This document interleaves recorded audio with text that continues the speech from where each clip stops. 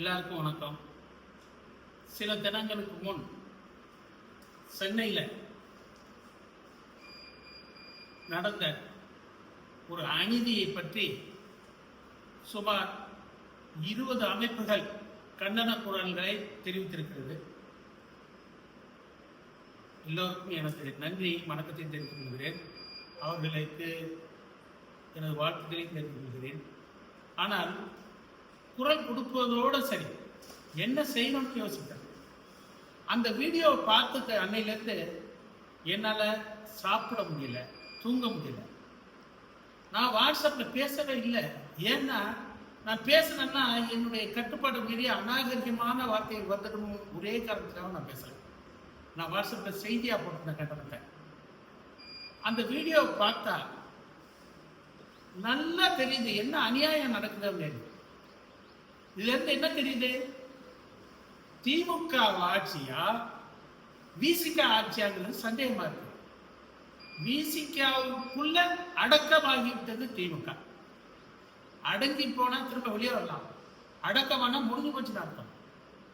விசிகாவில் அடக்கமானது திமுக அப்படின்னு தான் நம்ம நினைக்கணும். உண்மையா ஸ்டாலினுக்கு தெம்பு திராணி இருந்தா இந்த நிகழ்ச்சியில என்ன நியாயமோ அதுக்கு நடவடிக்கை எடுக்கணும். அதை விட்டுட்டு விசிகா சொல்றதையே செய்யறாருன்னா இவர் விசிகாவுக்கு வேலை செய்யறாரா இல்ல இவர் முதல்வரா இருக்காரா? தமிழ்நாட்டினுடைய சட்ட ஒழுங்கை காப்பாற்றக்கூடிய கடமையில இருந்து இவர் தவறிவிட்டாரான்னு தான் நம்ம யோசிக்க வேண்டியது. பாகிஸ்தான்ல தீவிரவாதிகளை வளர்த்து இந்தியாவை இறங்கி பண்றான்.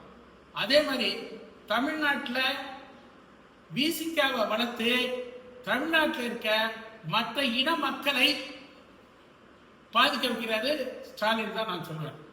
இன்னும் சொல்லப்போனா விசிகா தலைவர் ஒரு ஜாதிக்கு சப்போர்ட் பண்ற பாதுகாப்புக்காக அந்த அமைப்பை ஏற்படுத்துறாங்க எல்லாம் நினைச்சிட்டு இருக்காங்க. என்னை பொறுத்தவரையும் அப்படி நினைக்கல. ஏன்னா அவர் வளர்வதற்கும் அவருக்கு ஒரு தமிழ்நாட்டில் ஒரு தனி மரியாதையை கூட்டுவதற்காகவும், மரியாதை இல்லை பயமுறுத்தி வைப்பதற்காகவும் தான் இந்த அமைப்பை அவர் வச்சிருக்காரு. ஏன்னா சில நாட்களுக்கு முன் ஏர்போர்ட் மூர்த்திக்கு நடந்த நிகழ்ச்சியை நீங்க எல்லாம் பார்த்துருப்பீங்க.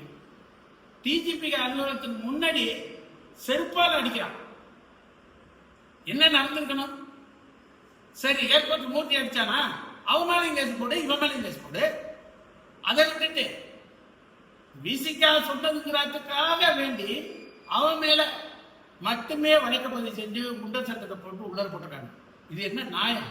நல்லா யோசித்து பாருங்க. தமிழ்நாட்டில் இருக்க எல்லா மக்களும் சூடு சொரண வெக்கம் மானம் எல்லாமே இழந்து நிற்கிறவா இல்ல அவனுக்கு அடங்கி அடிமையா இருக்க விருப்பப்படுறவன் இழந்துதான் இருக்கும். இதுல இருந்து அவன் மீளணும். இப்ப குரல் கொடுத்திருக்க கிட்டத்தட்ட 20 அமைப்புகளுக்கு மேல உள்ள அனைத்து ஜாதி சங்கங்கள், சமுதாய சங்கங்கள், இவர்களுக்கெல்லாம் என்னுடைய கோரிக்கை என்னவென்றால், நீங்க எல்லாம் பெரிய கூட்டமா போராட வேண்டாம். ஒவ்வொரு அமைப்பிலையும் 5 பேர் மட்டும் சென்னை கோட்டைக்கு முன்னாடி, சென்னை தலைமைச் செயலகத்துக்கு முன்னாடி ஒரு முற்றுகை போராட்டத்தை செய்யறதுக்கு தயாராக இருக்கீங்களா சொல்லுங்க. என் அமைப்புல இருந்து நான் எவ்வளவு பேரை அழைச்சிட்டு வர முடியுமோ வர்றோம். யார் வேணாலும் தலைமை எடுத்துக்கிறீங்க. இந்த என்னுடைய பேச்சை கேட்ட பிறகு நிச்சயமா நீங்க எல்லாரும் இதுக்கு ஒரு முடிவு எடுப்பீங்கன்னு நான் நினைக்கிறேன். எல்லாம் ஒரு 20 அமைப்பு, ஒரு அமைப்புக்கு 5 பேர் இருந்து நம்மளுக்கு இப்ப விடுதலை செய்திகள் மாதிரி கட்ட பஞ்சாயத்து பேசி ஆக்கிரமிப்பு பண்ணி பணம் நம்ம கையில இல்லை. நம்ம எல்லாரும் விவசாயி சொந்தமா உழைச்சி சம்பாதிச்சு அதுல இருந்து செலவு பண்ணி தான் அமைப்பை ஏற்படுத்திட்டு செலவு பண்ணிட்டு இருக்கோம். அதனால ஒரு அமைப்புல இருந்து 1000 பேர் வாங்க, 5000 பேர் வாங்கன்னு சொன்னா நான் தயாரில்லை. ஏன்னா அமைப்பை பத்தி எனக்கு தெரியும். ஒரு அமைப்புக்கு 5 பேர், 20 அமைப்புக்கு 100 பேர் கிளம்பி வாங்க. என்னைக்கு போகணும்னு சொல்லுங்க. சென்னை தலைமைச் செயலகத்துக்குள்ள முற்றுகையிடுவோம். ஸ்டாலினை முற்றுகையிடுவோம். இந்த திமுகவை விசிகா பிடியிலிருந்து வெளியே கொண்டுட்டு வருவோம். அப்பதான் இந்த நாடு இருக்கும். எந்த ஆட்சி வந்தாலும் நிச்சயமா அவங்களுக்கு தான் சப்போர்ட் பண்ண போறாங்கன்னு நினைக்கிறேன். புரட்சி தலைவி ஜெயலலிதா இருந்தப்ப மட்டும்தான் அவங்களை அறிவிச்சிருந்தாங்க. அதுக்கு பிறகு யாருமே அவங்கள அடக்க வேண்டாம். அவங்கள நியாயமா வழிமுறைப்படுத்துங்க, நெறிப்படுத்துங்க. அவங்க கொள்கையே என்னன்னா அடங்க மாதிரி அத்துமீது. அத்துமீதுங்கிறது என்ன? தீவிரவாதம் இல்லையா? நம்மளுடைய அத்தோட நம்ம இருக்கணும். அதான் நான் அத்து மீறின்னு ஒருத்தர் சொல்றான்னா இந்த ஒரு வார்த்தையை வச்சே அவனை அரெஸ்ட் பண்ணலாமே, ஏன் செய்ய மாட்டேங்குது? திமுகவுக்கு கடைசியா நான் ஒரு எச்சரிக்கை கொடுக்குறேன். திராவிட முன்னேற்ற கழக அரசு, ஸ்டாலின் என்ன செய்யணும்னா இந்த வீடியோவை பாருங்க, விசாரிங்க, யார் மேல தப்பு இருக்கா அவங்க மேல வழக்க பதிவு பண்ண அரெஸ்ட் பண்ணி நடவடிக்கை எடுக்க.